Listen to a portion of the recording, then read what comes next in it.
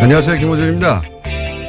박항서 감독이 AFC U23대회에서 베트남 팀을 이끌고 준우승을 했죠. 많은 언론들이 박 감독의 성과를 달고 베트남에서 얼마나 큰 환영을 받았는지 보도도 했습니다.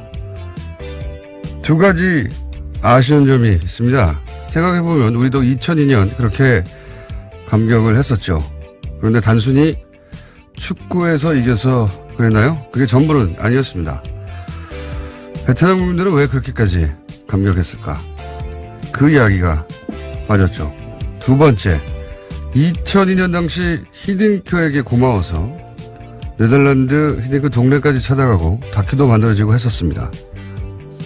네덜란드 사람들은 기분이 좋았겠죠. 그런데 그 이상의 관계로는 두 나라가 발전하지 못했습니다. 이제는 우리가 네덜란드가 됐습니다. 베트남과의 관계는 어떻게 다른 레벨로 만들 수 있을까? 역사를 따져보면 우리는 베트남에 빚이 있죠. 그 이야기가 빠졌습니다. 두 이야기 뉴스공장이 앞으로 다뤄보겠습니다. 김호준의 약속이었습니다.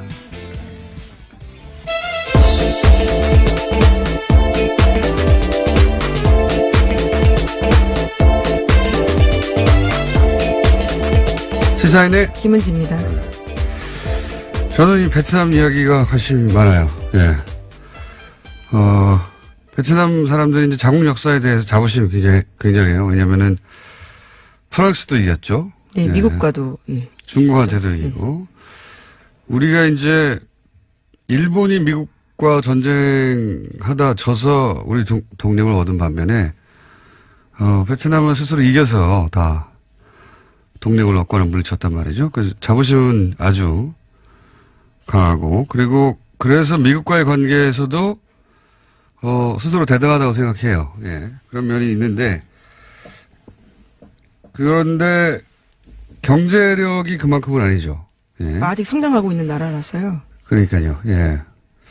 물론 이제 한 국가 자부심이 경제력에서만 나오는 게 아니기 때문에, 근데 좀 언밸런스하단 말이죠.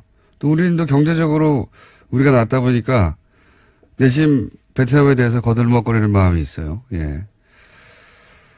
여하간 그렇다 하더라도 그 베트남 사람들이 자기들이 역사에 대해 가진 자부심에 걸맞는 뭔가 성공을 최근에 거둔 적은 또 크게 없단 말이죠. 예. 이 국제관계에 저는 관심이 많기 때문에, 예. 앞으로. 네, 박 감독님을 이미 만나신 걸로 알고 있는데요. 예. 네. 네, 기대하겠습니다. 만나기도 했지만 저는 베트남 사람들의 이야기가 듣고 싶어요. 그래서 저희가 뉴스공장에서도, 예. 한국말을 잘하는 베트남 분들을 모시고 이 얘기를 나중에 한번 해볼까 하기도 합니다. 자, 첫 번째 뉴스는 뭡니까? 네, 이명박 정부 시절 대북 특수공작비를 김대중 노무현 전 대통령 뒷조사에 쓴 두 전직 국가정보원 간부가 구속됐습니다. 최종욱 전 국정원 3차장과 김승현 전 대북공작국장인데요. 서울중앙지법 오민석 영장전담 부장판사가 밝힌 사유는 다음과 같습니다. 범죄 혐의가 소명되고 증거인멸의 우려가 있다라는 건데요. 두 사람은 대북 업무에 쓰도록 책정된 대북공작금 10억 원가량을 빼돌려서요. 전직 대통령에 대한 근거 없는 풍문을 확인하는 데 쓴 겁니다. 저는, 원세훈 전 국정원장이 이명박의 최순실이다. 이렇게 생각이 드는 것이, 이게 다 원세훈 전 국정원장. 그렇죠. 뒤지다가 꼬리를 물고 나온 거예요. 그러니까, 원세훈 전 국정원장이 개인적으로 척박한 특활비, 혹은 뭐 개인적으로 이용한 특활비, 뭐 개인적으로 소이트로 임차했다든가 호텔에 이런 거 뒤지다 보니까 이 돈이 대북 공작금에서 나왔다. 그런데 이제 그 돈이 뒤지다 보니까 다른 데도 쓰였더라. 이명박 전 대통령 시절에 전임 대통령들 뒷조사에 쓰였더라. 누가 했느냐 또 뒤지다 보니까 국세청도 등장하는 거예요. 네, 그렇죠? 네, 그렇습니다. 지금 피의자 신분으로 이현동 전 청장이 조사받고 있었는데요. 관련해서 또 다른 소식이 있습니다. 어제 SBS가 구체적인 정황을 보도했는데 정보 수집을 위해서 미국 국세청 직원에게 뇌물까지 줬다라는 겁니다. 그러니까요. 우리나라 특활비가 미국으로 건너왔어요. 네. 네, 미국 공무원 뇌물로 쓰였다라는 겁니다. 뇌물로 쓰이고 국세청 내부에 다른 인사들도 있겠죠. 혼자 있겠습니까? 예. 그리고 네. 국정원장 말만 듣고 국세청장이 오케이 그러면 전임 대통령 다 조사할게 그랬겠어요? 이걸 쓰긴 한 사람은 누구냐. 예. 국세청장 혹은 뭐 국정원장 위에 누가 있습니까? 이명박 전 대통령까지 또 거슬러 올라가야 되는 사안. 이게 다 원세훈 전 국정원장의 개인적인 착복에서 시작하는. 예. 네, 수사의 시작이 이렇게 됐는데요. 생물처럼 움직여서 여기까지 온 겁니다. 네. 이명박의 최순실이다. 라고 어느 순간 불리기 시작할 거라고 저는 봅니다. 자, 다음 뉴스는요. 네, 박근혜 정부가 세월호 특조위에 방해 공작한 내용도 검찰 수사로 계속해서 드러나고 있습니다. 이번에는 관련 문건이 나온 건데요. 세월호 선차 조사에 협조하는 대신에 소위 박근혜 대통령의 7시간을 조사하지 말아달라고 하는 제안이 담겨 있습니다. 두 가지 중요 사안을요, 거래하려고 한 겁니다. 그렇군요. 뭐 거래 대상이 아닌 건데, 예. 이렇게까지 박근혜 전 대통령 7시간을 막으려 했던 이유가 아직도 밝혀지지 않고 있죠. 예. 뭐 시술일 것이다, 뭐 여러 가지 얘기가 많지만, 이렇게 막으려고 했고, 자, 이걸 막고 싶으니까 이제 청와대 비서실장의 지휘 아래 어제까지만 하더라도 이제 정무수석. 그렇죠. 예. 정무수석만 등장했는데 이제는 경제수석, 정책조정수석도 다 같이 동원됐다. 그리고 이병기 실장이 총괄했다는 것은 국정원도 동원됐다는 뜻이에요. 예. 네, 전임 국정원장이었습니다. 예, 그때도 말이 많았죠. 국정원장 하다가 바로 어떻게 비서실장을 오느냐. 그래서 국정원을 장악하려고 하는 소위 지구실현의 의도가 강하다 뭐 이런 얘기를 했었는데 더군다나 이병기 비서실장은 그 유명한 이해창 후보 시절의 총풍 사건. 네. 예, 북한에 총 쏴달라고 돈 준 사건의 주역이었는데 이때 국정원이 어떤 역할을 했냐. 세월호 특조위 방해 때. 이것도 밝혀져야 될 대목이고요. 네, 현재 검찰이 정보 공식 문서를 보관하는 국가기록원 서울기록관을 압수수색해서요. 특조위 활동이 담긴 정보 문건을 확보했다라고 합니다. 처음 나오는 부분이라서요. 여기서도 나올 것들이 꽤 있을 거로 보입니다. 여기서 이제 국정원이 어떤 역할을 했냐. 국정원이 실행 컨트롤 타워를 했겠죠. 지시 컨트롤 타워는 청와대라고 하면. 그리고 가장 아랫단에는 일베가 있었어요. 당시에. 일베는 광화문에 이제 세월호 단시간은 유가족들 찾아가서 그 앞에서 치킨 피자 먹기 이런 거 네, 있지 소위 않습니까? 폭식투쟁이란 것들을 했습니다. 굉장히 모욕적인 방식이었는데요. 이건 사람이 할 짓이 아닌 거죠. 예. 최근에 벌레 소년인가요? 예. 네, 온라인에서 꽤 화제가 됐습니다. 예. 화제를 의도적으로 만들어낸 거죠. 예.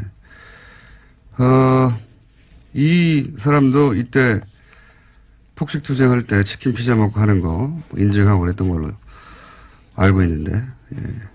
하여튼 말단은 제일 아랫단에는 일베였다면 그 가운데 국정원은 어떤 역할을 했는지 일베가 거기 나가는데 국정원이 역할을 했는지도 저는 밝혀야 될 내용이라고 봅니다. 예, 관제대 모에는 돈을 댔다라는 소식들은 꽤 있었는데요. 구체적인 내용들이 아직까지도 나오지 않았습니다. 자, 다음 뉴스는요?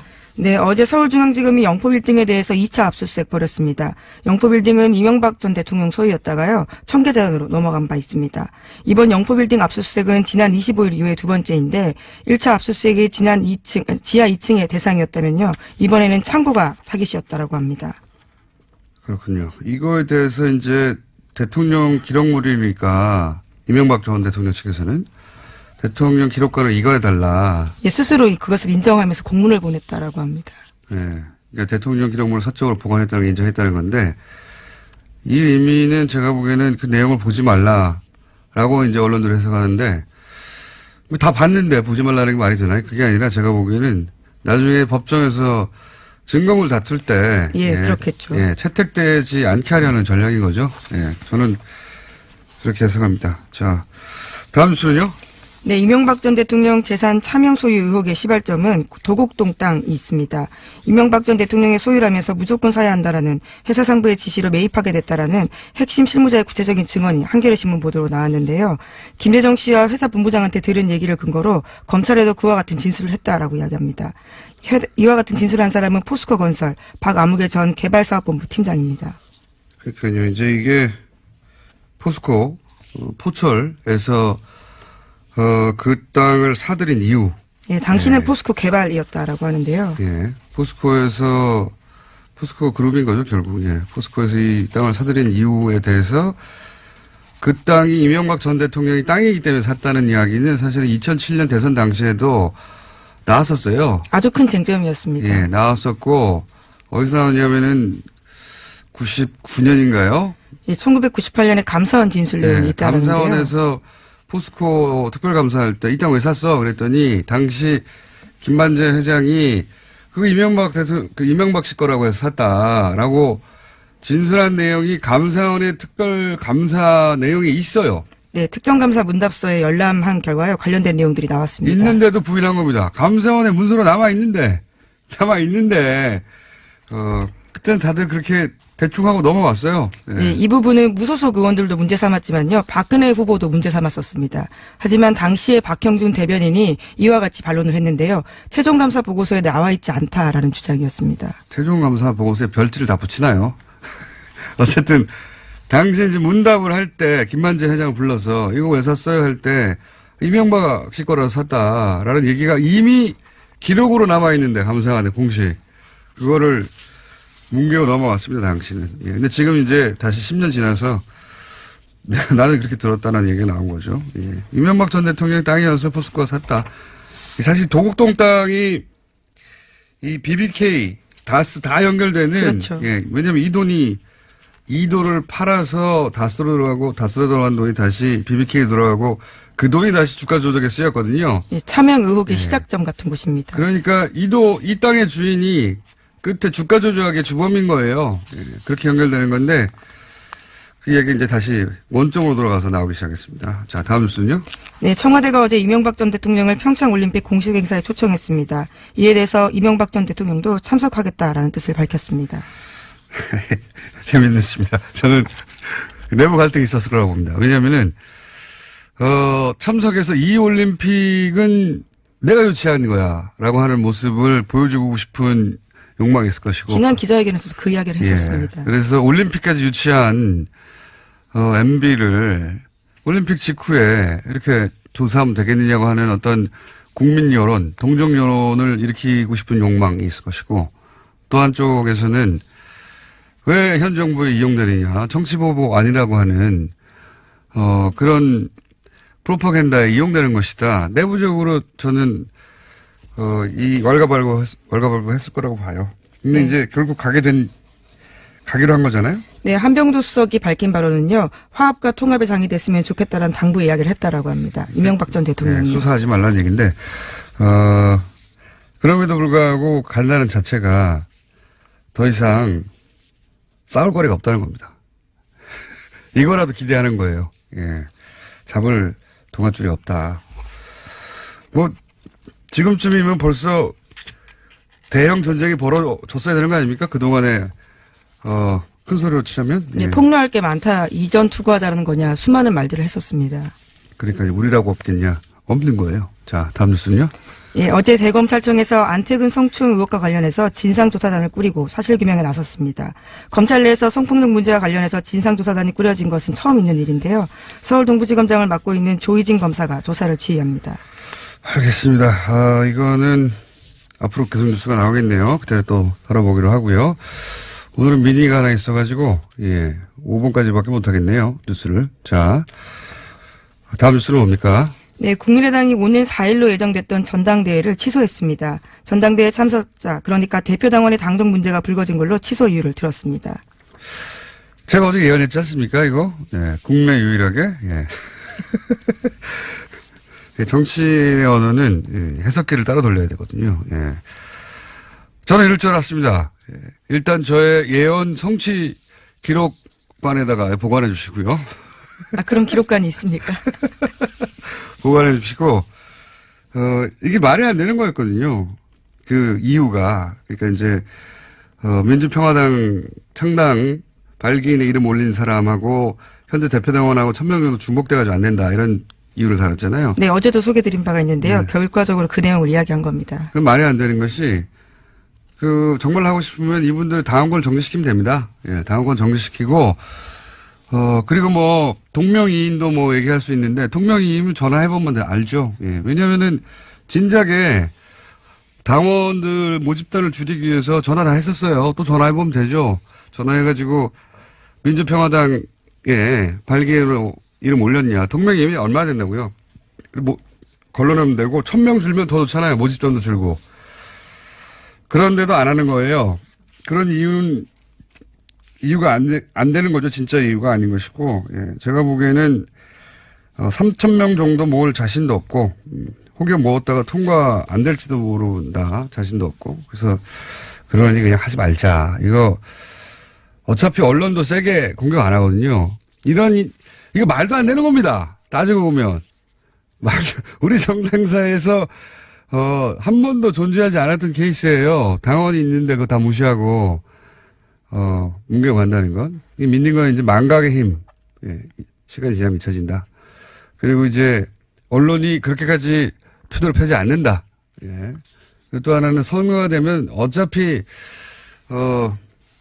갈려서 어느 한쪽을 차악을 선택하는 선택이기 때문에 선거에 다 잊혀질 거라고 그거 믿고 이러는 거죠. 예. 네, 이건 정당사의 길이 남을 말도 안 되는 케이스입니다. 정말.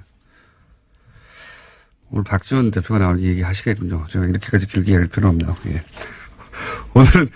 오늘은 여기까지 하겠습니다. 시사인의 김은지였습니다. 감사합니다. 네.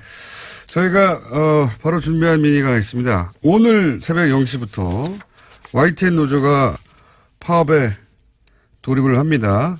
그래서 어제 마지막으로 자신이 진행했던 뉴스 클로징에서 파업 동참을 선언한 YTN 나연수 앵커 연결해서 은행 좀 잠깐 들어보겠습니다. 안녕하세요.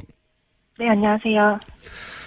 자, 뉴스 생방송 하시다가 클로징에서 네. 파업하게 돼서 이제 못 뵙게 됐다고 얘기하셨는데 요 생방송에서 요 내용을 말씀하신 이유가 뭡니까? 파업을 선언했다고 저는 생각하진 않고요. 예. 원래 이제 앵커들이 뭐 하루 휴가를 가더라도 자리를 비우게 될 때는 시청자분들께 어떤 사유 때문에 앵커의 얼굴이 바뀌었는지를 설명을 하도록 저희 회사는 하고 있습니다. 아, 그렇군요. 그래서 저도 상당 기간 이제 제 자리를 비우는 거기 때문에 솔직하게 말씀을 드리는 것이 맞다고 생각을 해서 이야기를 했는데요. 파업을 뭐 선언했다고 이렇게 크게 관심을 가지게 될 줄은 몰랐습니다. 예, 파업 동참을 선언하신 거죠. 예. 예. 예. 그러니까 사정 설명을 하셨다 정도로 본인은 생각하고 그 멘트를 하신 거군요. 네, 그렇기도 했고, 뭐, 사실 그대로를 말한 것이고요. 예. 지금 YTN 뉴스 앵커들의 얼굴이 이제 오늘부터 많이 바뀔 겁니다. 뉴스 시간대도 많이 바뀔 거고요. 이 회사 상황에 대해서 시청자분들께 설명하지 않는 것 또한 기만이라고 생각했습니다. 자, 여전히 YTN이 왜, 뭐랄까요. 다른 방송사들 파업이 끝나는 상황인데 파업에 네. 들어가는지 아직 많이 알려지지가 않았어요. 그죠? 네. 그 설명을 좀 해주시죠. 네. 저희가 해직 기자들 이제 모두 지난해에 복직을 하면서 제대로 된 방송을 할 수 있을 거라는 기대를 많은 사원들이 가지고 있었는데요. 일단 저희는 지난번에 이제 사장 선임된 최남수 사장의 부적격성에 대해서 끊임없이 사내 문제 제기가 있어 왔고요. 그 부분에 대한 우려를 조금 불식하고자 노사 합의를 통해서 어느 정도 보호장치를 마련해 놓고 이제 사장이 취임을 했습니다. 근데 취임을 하자마자 제일 먼저 한 일이 그 합의를 파기한 것이었거든요.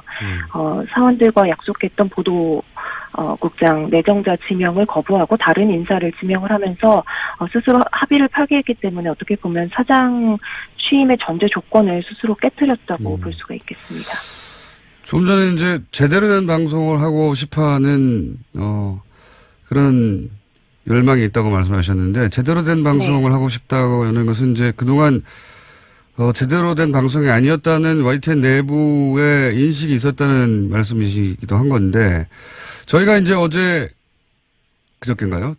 민원연 그 사무처장 김원경 사무처장 나와서 YTN이 매우 기계적으로 균형을 갖춰서 보도하는 것 같지만 또 들여다보면 그 안에 의제 설정부터 편향되어 있다. 이런 이제 지적을 했습니다. 이 지적에 대해서는 어떻게 생각하십니까?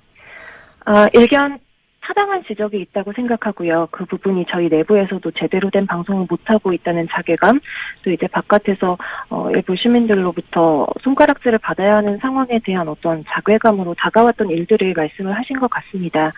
근데 그 말씀을 하실 때 제가 들었을 때 보도 문제를 다루면서 이 최남수 사장의 발언이나 행적 부적절성은 국민들과 너무 멀리 떨어져 있는 문제이기 때문에 보도 문제만 이야기를 하겠다라고 말씀을 하셨었어요. 지금의 보도 문제가 나오게 된 것이 그 2008년 대통령 특보였던 낙하산 사장 사태에서부터 시작이 됐다고 봐야 합니다. 조직의 수장 자리가 그만큼 중요한 것이고요.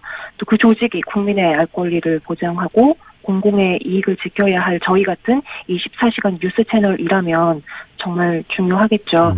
그런 보도 문제의 어떤 책임을 져야 될 것은 당연히 저희 모든 구성원들이 책임감을 느끼고 그 문제를 타개하기 위해서 이렇게 펜과 마이크까지 놓았습니다만 어떤 일부 책임을 져야 할 간부진들이 계속해서 그 자리에 머물러 있다는 부분을 조금 덧붙여서 설명해 드리고 싶습니다. 알겠습니다. 네. 민원연에서는 이제 조직 내부의 문제보다는 그렇게 해서 보도되는 내용에 대한 이야기를 했는데 그게 결국은 조직이 그렇게 편향되어 있기 때문에 그런 결과가 나온 것이라고 이제 그래서 조직이 이런 또 문제 있는 사장에 의해서 그대로 유지되면 똑같은 내용이 나올 테니 이제 파업을 하시는 거다 이렇게 제가 이해했는데 예. 그런데 YTN 총파업이 제가 기억하기로는 세 번째인데 네. 이번에 파업의 어떤 찬성률은 어떻습니까? 저희 세 차례 파업 가운데 가장 높은 찬성률을 기록했고요. 그렇군요. 거의 80%에 육박하는 찬성률로 가결이 되어서 노조 집행부조차도 예상하지 못했던 반응이었습니다. 심지어 이 파업 찬반 투표는 최남수 사장이 노사 합의를 파기하기 이전에 치러진 투표였거든요. 그럼에도 불구하고 이 정도의 찬성률이 나왔다는 것은 그만큼 공정방송에 대한 내부 열망이 굉장히 높이 올라와 있고 저희 기자들로서는 이번이 정말 마지막 싸움이고 여기서 물러나면 이거는 회사 존립의 문제다라는 위기의식을 가지고 있다고 보고 있습니다. 외부에서 느끼는 것보다 YTN 내부 구성원은 훨씬 더 심각하다고 생각하는 거군요. 예. 네, 그렇습니다. 알겠습니다. 이 파업 때문에 YTN을 즐겨보시던 분들은 왜 시간대도 달라지고 사람도 달라졌나 싶으실 텐데, 이 파업을 어쨌든 지켜볼 수밖에 없는 왜 청취자들, 일반 국민들에게 혹시, 이 파업에 동참하기로 한 장본인 중에 한 사람으로 뉴스를 멈추고라도 하고 싶은 말씀 있으면 마지막으로 해주십시오. 네, 제 또래 기자들 중에 YTN 보면서 기자 꿈꾸는 사람들 많을 것 같습니다. 이 사태가 벌어지기 전에 YTN은 살아있는 뉴스, 깨어있는 방송이라는 저희 슬로건 그대로 정말 제대로 된 방송을 해보겠다는 열의가 가득한 기자들이 모여있는 조직이었거든요. 네, 저희 기자 6명이 해직이 되고 리포트를 해야 할 기자들이 대량 징계를 받으면서 그 시청자 신뢰를 잃는 게 한순간이라는 걸 저희가 너무 무섭도록 느꼈습니다. 지금 TV 틀어보면 공중파 나오고 홈쇼핑 나오고 종편 다 지나가고 맨 마지막에 YTN 나옵니다. 그만큼 저희의 존재감이 잊혀진 건 아닐까 저는 요새 외로움을 많이 느끼는데요. 그래도 저희 조직은 그 언론사 체육대회 할 때도 항상 유니폼에 공정방송 새기고 달리는 조직이고요. 사내 게시판에는 지금도 하루에도 몇 개씩 개인 성명, 기술 성명이 올라오고 있습니다. 저희의 이런 진정성을 좀 믿어주시고 관심을 가져주시고 적극적으로 목소리 내서 응원을 해주시면 좋겠습니다. 저희는 꼭 공정방송 찾아서 돌아와서 다시 진짜 뉴스 하겠습니다. 알겠습니다. 앵커들이 다 이렇게 말을 잘하나요? 고맙습니다. 주어 수로가 딱 담았네요. 오늘 말씀 감사합니다. 네, 많은 관심 부탁드립니다.